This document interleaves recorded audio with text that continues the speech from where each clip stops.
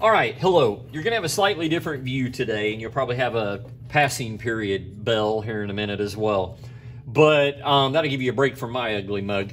All right, here we go. You have already learned about the mole, and you have already been learning about conversion factors and 6.02 times 10 to the 23rd, Avogadro's number. You've been learning about the line method.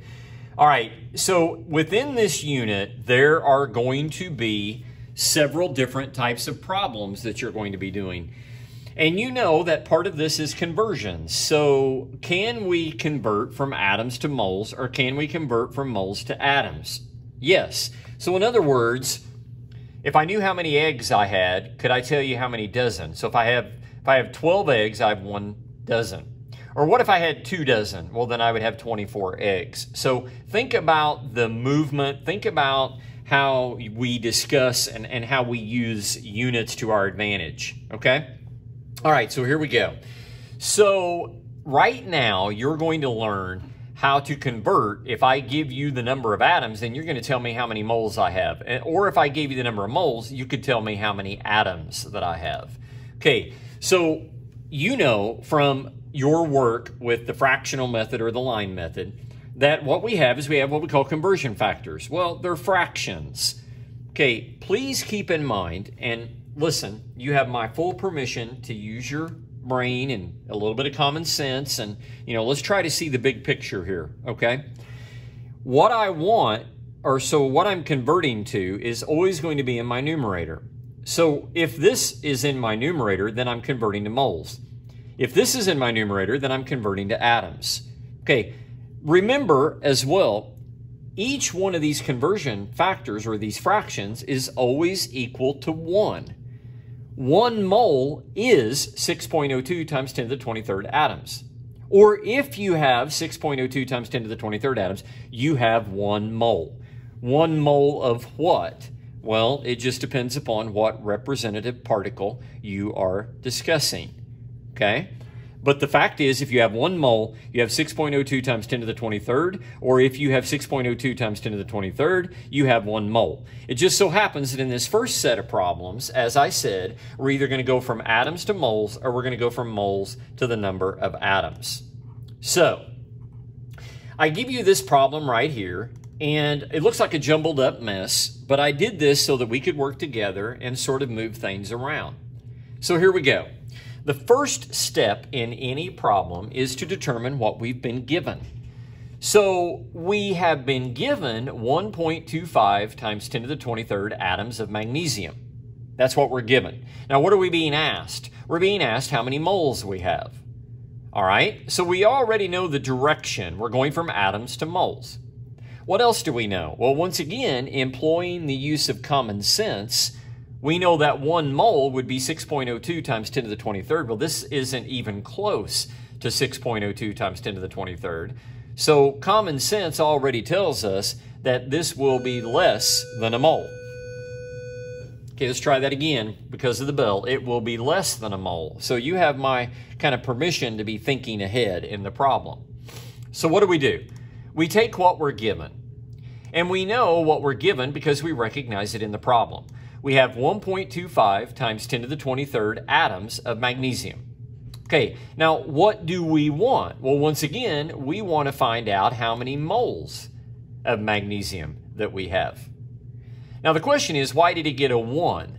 Well, because which of these, if we're talking about the eggs again, which one of them represents dozen and which one would represent the eggs? Well, the mole would be our equivalent of a dozen, right? And the 6.02 times 10 to the 23rd would be our number of eggs. So in other words, perhaps you think about this as it takes this many atoms to make 1 mole. So 1 mole is 6.02 times 10 to the 23rd atoms of magnesium. So this is going to end up being a division problem. Okay, you see that you're going to end up multiplying this by 1, but you're going to end up dividing by Avogadro's number. Well, obviously, that tells you that you're going to have a pretty small number. Now, you have my permission to use a calculator for sure. So here's a scientific calculator that we could use. And so let's take the numbers. We have 1.25 times 10 to the 23rd. And let's not worry about this. It's still simple math, even though we're using scientific notation. So we type in our 1.25, we hit exponent to the 23rd. Well, what are we going to do? We're going to divide. Okay, what are we dividing by? Right here, we're dividing by Avogadro's number. So we're going to divide by 6.02 exponent 23rd. And when we hit equals, we're going to find out that we get this value right here, this 0.20764119601. Well, we're certainly not going to write that entire number. What we would do is we would look at our number of sig figs, which is something that you have already studied about in the past. And so we would end up writing our answer in this particular case. We'd end up writing 0.208, okay? And I don't think I put that there, but you're capable of doing the math. Now, what would our unit be, however? It would be moles of magnesium, because that's what we're converting to. We're converting from atoms to moles. And that's going to be very apparent if you're willing to write things out and if you're willing to do the work. Now, if you want to continually take shortcuts, then don't be surprised when you start missing problems because you don't have your units written out. And I don't have a lot of sympathy for that, okay? I love you, but I don't have sympathy for trying to take shortcuts, all right? So this would be an example of a problem where we used this conversion factor because we were converting from atoms to moles. Now, what if we already had our answer in moles and we wanted to convert to atoms? Then we would use this conversion factor right here. All right, so let's look at a problem like that. So you can see, if you'll pay attention here, all I really did was just reverse it. All right, so that 0.208 moles of magnesium that we had, okay, how would I know how many atoms there are in that much of a mole? Because remember, that's not even a mole. Well, what would I do? Well, I would take what I'm given, I would put it over 1. Now, I'm not showing that, and you don't necessarily have to show that, but that's what you're doing. You're taking the given, and you're putting it over 1. Now, this is a fractional problem. This is a line method problem. It's a conversion problem. So what are we going to do? We're going to multiply. Well, what's our conversion factor in this case? Well, what are we converting to? We're converting to how many atoms. So we're going to have the number of atoms this time over 1 mole. Now, my friends, why is that? Because we need for these two to cancel out. We need for moles and moles to cancel out. And the unit that we need to be left with is atoms of magnesium. And this goes right in line with the practice problems and the problems that we've been doing together. We always put what we want over what we're converting from so that these will cancel out, and this will be the unit that we're left with. Okay, except this is pretty common sense here. Whether I give you the final answer or not, you're capable of finding the final answer. What will this be? It will simply be a multiplication problem. So it would be your 0.208 times what? Times Avogadro's number this time, 6.02 exponent 23 equals, and this time, however, your answer will be not only sig figs, but it will be this E plus 23, so it's going to be written in scientific notation. So 1.25 times 10 to the 23rd. Okay, well, what is that? That's how many atoms, and I'm going to let you do the math on this one, that's how many atoms of magnesium you have. Because what are you doing in example 2? You're going from moles to atoms. What did you do in example 1? You went from atoms to moles. What conversion factor did you use? Right here. Here are your two conversion factors. Can I flip them? Certainly. It depends upon what you're solving for. So if I'm solving for moles, moles has to be on top. If I'm solving for atoms, atoms has to be on top. Okay? Now, if you need to go back and look at that again, rewind, watch it again. But that would be atoms to moles or moles to atoms. All right, what are we going to next? Well, what we're going to next, you're going to like, I think, because it's really very, very simple. We're going to discuss something called molar mass. okay? What is the mass of 1 mole? Of what? Well, we could do this simply by element, or we could do it by compound. All right, so which you know would be more than one element put together, and it would have a particular ratio. So the little mole saying, okay, what is molar mass? How do we do it, Mr. Day? Well, it's pretty simple. We go to the periodic table, which you have my permission to use. You simply find the element on the periodic table, and you go to its average atomic mass. So you already know from previous trimesters that this would really be 24.305 AMU. Well, so if I only have one magnesium, that's all I have. If I just have one magnesium, what is its molar mass? Well, we just simply go to the 10th place, knock everything else off, knock off the AMU, and put a G on it. That's it. Now let me say that again. We simply go to the periodic table. We simply go to the 10th place. We knock everything else off. We knock off the unit AMU, and we put a G. So if I just ask you for just the molar mass of magnesium, and that's all I ask for, that's how simple it is. Just go to the periodic table, go to the 10th place, knock everything else off, knock off the AMU, and add a G. So 24.305 AMU would become a molar mass of 24.3 grams. Now, what if I had a compound, Mr. Day, like CO2, okay, carbon dioxide, 1 carbon and 2 oxygens? Well, how would I do that? Well, you would do it the same way, except you would have to take more than one atom into account, and you would have to look at the ratio. So, if I wanted to do carbon, I would simply, and I don't know how well you can see that, but you can always look at a periodic table if you'd like. You would go to the periodic table. Carbon would be 12.011 AMU. So I would simply knock off the 1, it would be 12.0. Okay, how many of them do I have? I only have 1. And I probably should have put a G on this, and I suppose I could do that right now. Okay, and I should have probably put a G there as well. Then I would go to my oxygens.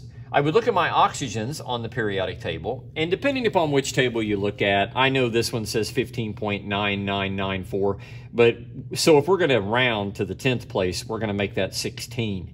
So I would have 2 times 16, which would be 32. 32 what? 32 grams. Now, you simply add these two numbers together because you have 1 carbon and you have 2 oxygens. You simply add those two numbers together and you get 44 grams of CO2. So the question is, what is the molar mass if you have 1 CO2? And the answer is 44 grams of CO2. So it was done exactly the same way as you did this one, except the difference this time was that you had 1 carbon and 2 oxygens. Okay, here you only had 1 single magnesium, but everything came off the periodic table, and the math was very, very simple.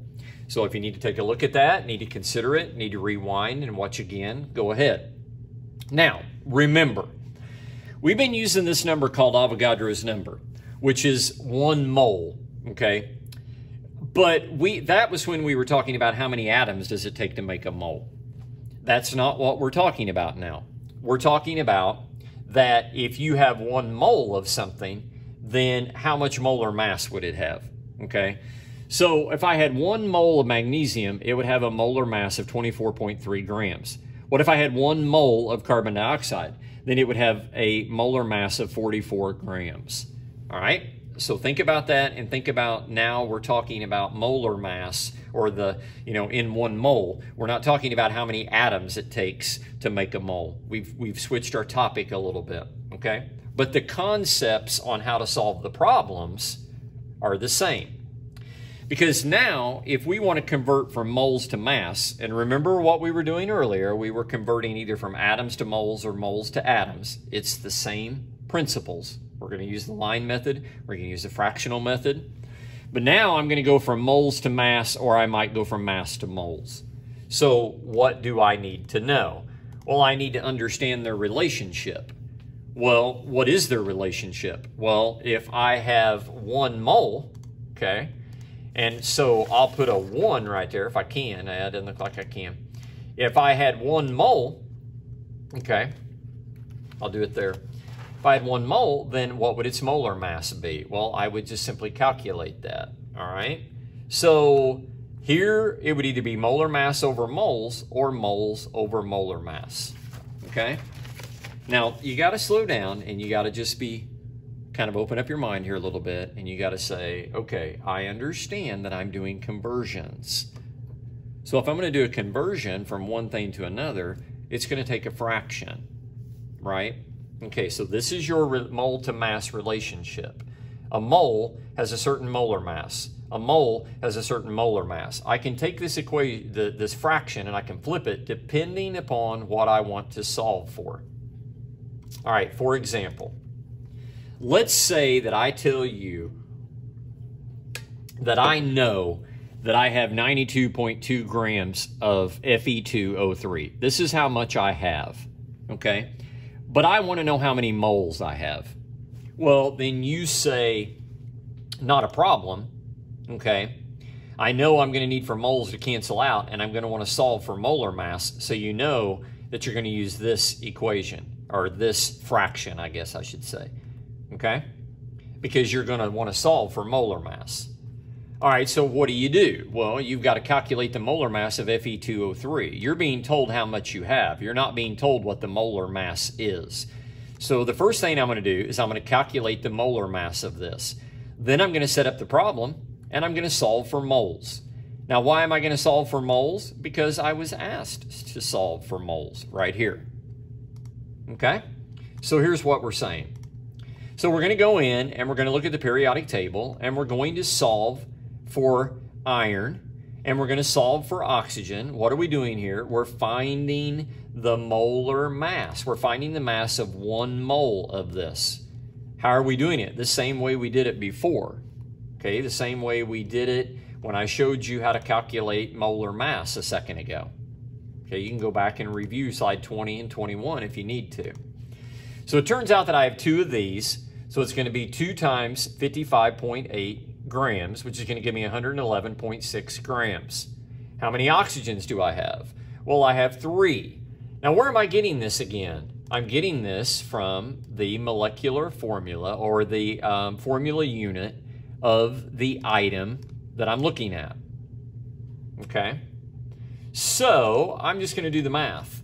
I'm going to do the math, and I'm going to find out that if I have 1 of these, okay, it has a molar mass of 159.6 grams, okay? So now what am I going to do? I'm going to take what I was given in the problem, which is right here. I was given the mass. I know how much mass I have. I have 92.2 grams of Fe2O3, but I want to know how many moles I have. So I take what I'm given and I put it over 1. Come on, get in your mind the format. Take what you're given, put it over 1. Then what am I going to multiply by? Well, I would do my units before I do my numbers. Think about this. I'm going to multiply by a fraction that is going to give me the unit that I want over the unit, okay, that I need to have cancel out. So I want mass and mass to cancel out because I want to know how many moles I have. Okay, now, so my next step after identifying my units is to put all my values in. So if I know that I have 92.2 grams of Fe2O3, and I know that 1 mole of Fe2O3 is 159.6 grams of Fe2O3, now what will happen? Well, these units, grams of Fe2O3, is going to cancel out. What unit am I going to be left with? Well, I'm going to be left with the unit moles of Fe2O3, which is what I'm trying to solve for. But what do I have to do? I just simply have to complete my math. Okay? I'm going to have to divide this number by this number. And how do I know that? Because this number is in the denominator. So, I'm simply going to divide, and I'm going to get this answer, but I'll even show you. So I am going to take 92.2, and I'm going to divide it by what? I'm going to divide it by 159.6. 159.6. And what am I going to get? I'm going to get 0.577 and so on and so forth, but I'm going to put my answer in terms of significant figures. Well, I just barely have over half a mole. Well, that's fine. So in other words, if I have 92.2 grams of Fe2O3, I just barely have over half a mole. Well, that's fine. That's your answer. Okay, there's no hidden agenda here. You just simply solve the problem. If I only had 6 eggs, then I would only have half a dozen. If I had 7 eggs, I would just have barely over half a dozen. So if I have this much mass, okay, I barely have over half of a mole. Now, here it is. Once again, how did you do that? You used conversion fractions. This is going to work every single time in this unit. So here it is. What did I show you in this second lecture? I showed you how to go from atoms to moles or moles to atoms. I showed you how to calculate molar mass for an element or a compound. And then I showed you how to go from mole to mass or mass to moles. It will just depend upon which fraction that you use. Now, like everything else in life, you might have to watch this a time or two. You're going to have to do some practice problems. You're going to have to consider what it is that we're trying to accomplish. So you've got some things that you need to wrap your mind around. But I am quite confident that you can do it. And we will consider this to be our lecture 2, in which you've learned how to do 3 different things. All right, go to it.